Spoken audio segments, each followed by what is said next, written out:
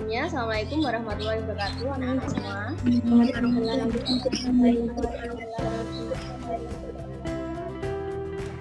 Kok nggak semangat?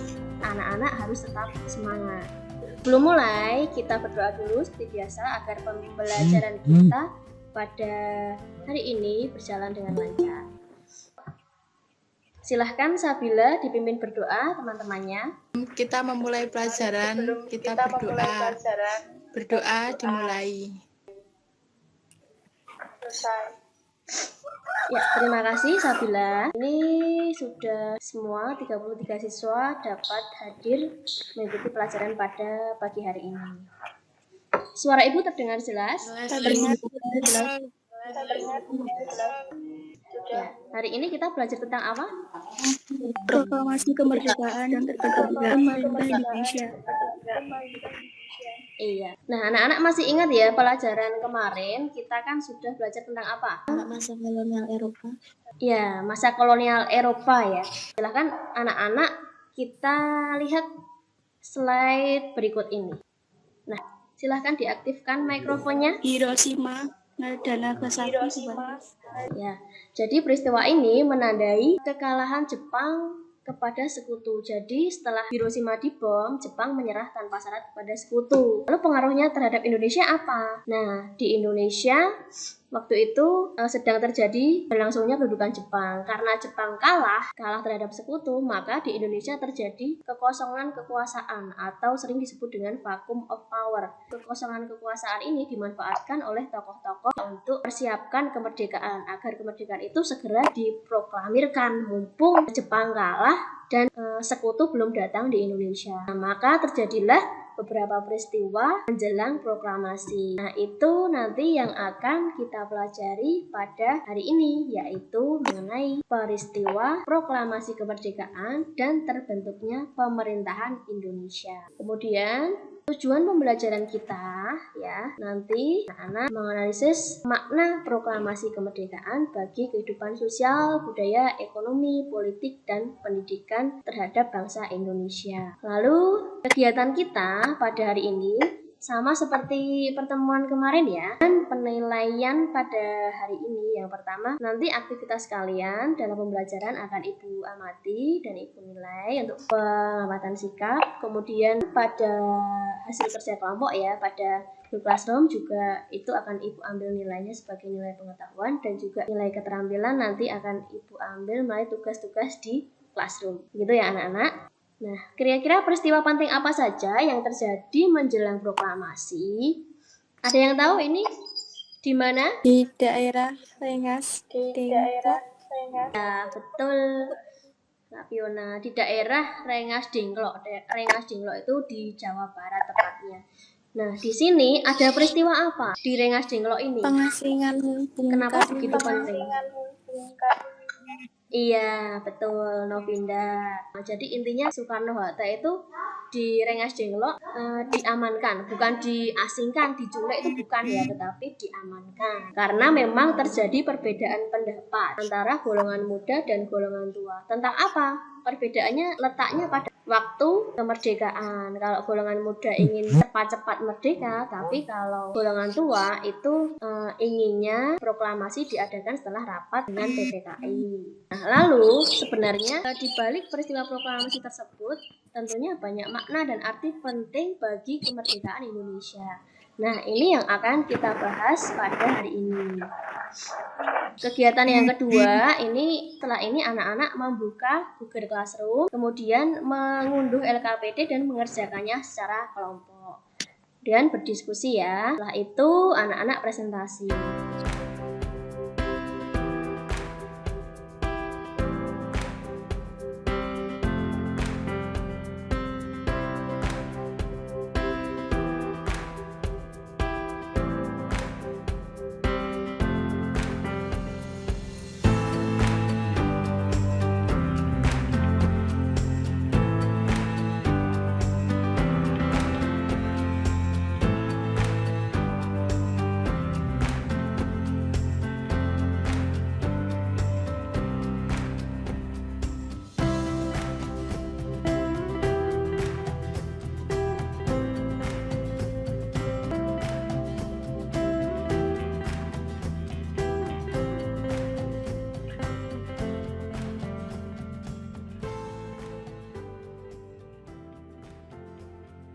Silahkan bisa dipresentasikan. Ya. Assalamualaikum warahmatullahi wabarakatuh. Nama kelompok Nisa Tiara Putri Batita, nomor absen 15 dengan Novinda Octavia, nomor absen 16. Peristiwa Proklamasi Kemerdekaan nomor 1, Sosial dan Budaya. Dengan proklamasi memberikan kesempatan ke rakyat Indonesia untuk menjadi rakyat yang cerdas, mandiri, berpendidikan, dan mempunyai nilai-nilai budaya yang tinggi. Nomor 2, ekonomi. Proklamasi memberikan arah dan kesempatan bagi bangsa Indonesia untuk menciptakan rakyat yang sejahtera dan mempunyai kekuasaan dalam menguasai dan mengelola sumber-sumber daya ekonomi secara mandiri. Terima kasih Nisa dan Novinda ya. Ya, Sudah mempresentasikan hasil kerjanya. Dari kelompok lain mungkin ada tanggapan? saya Bu. Ya, Salma ya. Apa contoh kehidupan sehari-hari di bidang politik? Saya mungkin bisa menjawab, Bu.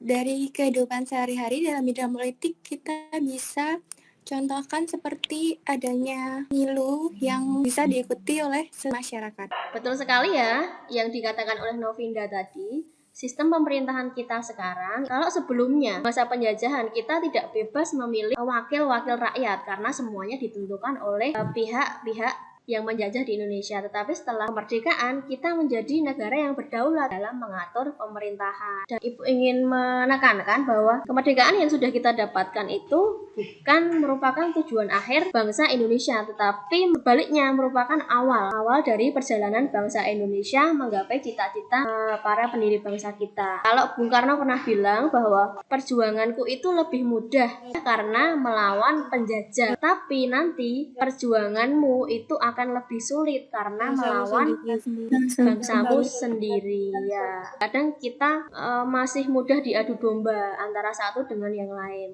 Padahal dulu waktu zaman penjajahan kita juga diadu domba oleh Belanda. Ya, politik divide and impera itu kan juga kita diadu domba antara daerah satu dengan daerah yang lain. Nah, saat ini jangan sampai peristiwa itu terulang. Jangan sampai ada pihak-pihak tertentu yang ingin memecah belah persatuan Indonesia. Sekarang ini hal kecil aja kadang jadi masalah ya, viral. Jadi misalkan tentang SARA, suku, ras, agama. Itu kan suatu isu yang entah itu benar atau salah, tetapi kadang menyebabkan di masyarakat itu terjadi gesekan-gesekan yang nantinya menyebabkan perpecahan antar bangsa Indonesia sendiri. Nah, ada yang mau menyimpulkan apa yang sudah kita pelajari pada hari ini?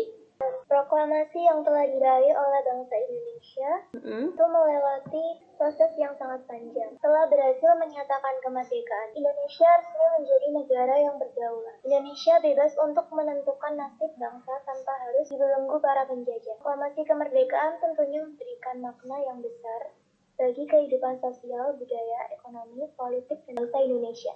Ya, terima kasih Alia sudah memberikan statement ya atau kesimpulan akhirku. Jadi intinya kita sebagai bangsa Indonesia itu tetap harus mempertahankan kemerdekaan yang sudah diraih. Tapi perjuangan kita berbeda dengan perjuangan perjuangan pahlawan-pahlawan kita terdahulu.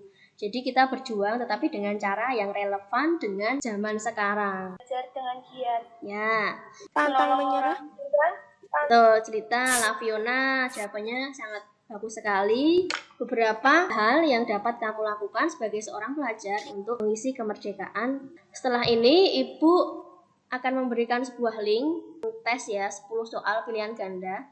Nanti silahkan anak-anak kerjakan untuk mengetahui ketercapaian kita pada pembelajaran hari ini. Kemudian pada pertemuan depan kita akan masih melanjutkan tentang materi ini ya, pembentukan Negara Kesatuan NKRI dan usaha mempertahankan bangsa Indonesia. Semoga pembelajaran Ibu pada hari ini banyak manfaatnya. Apa yang kita pelajari di masa lalu itu dapat menjadi pengalaman-pengalaman berharga di masa yang akan datang. Baik, sebelum menutup pelajaran, Ibu minta Sabila untuk memimpin doa dulu ya. Mari sebelum kita mengakhiri pelajaran, kita berdoa. Berdoa dimulai. Ya, terima kasih Sabila. Sebelum Ibu tutup, Ibu ingin minta pendapat kalian. Pembelajaran kita kali ini bagaimana? Baik, dan Ibu berharap masa ini segera berakhir, jadi kita bisa bertemu, bertatap muka, kita belajar bersama-sama di sekolah kita tercinta. Kalau tidak ada pertanyaan, Ibu akhiri. Assalamualaikum warahmatullahi wabarakatuh. Terima kasih, Bu. Terima kasih, Bu. Sama-sama.